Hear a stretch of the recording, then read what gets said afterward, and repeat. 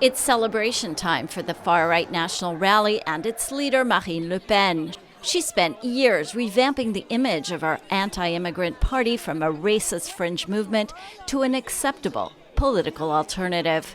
Her work appears to have paid off Sunday. The National Rally captured 1/3 of the vote, well ahead of President Emmanuel Macron's centrist party and its allies, which placed third with just over 20%.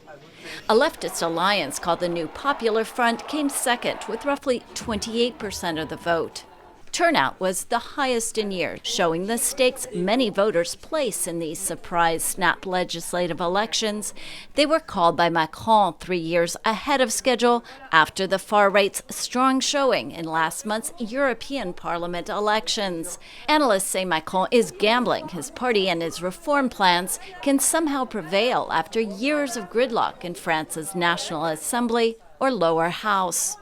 But the far-right's platform, tough on crime and illegal immigration and focused on cost of living worries, is resonating. National Rally President Jordan Bardella, possibly France's next prime minister if his party wins the absolute majority of seats, called on voters to rally behind his ticket in the runoff. Not everyone is sold. At a polling center in northeastern Paris, considered a leftist stronghold, many voters are dismayed at a possible National Rally victory. With our current government, we already had some right-wing policies in some cases, but that would only make things worse, of course, in this respect, particularly with respect to the rights to demonstrate, of the rights of minorities and everything.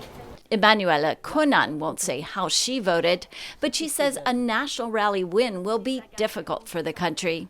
Christine Pécard voted for Macron's alliance. He showed political courage pushing through all the reforms he did over the last 7 years.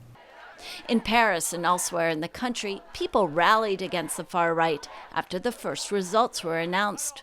Leftist politicians are calling for an alliance against extremism.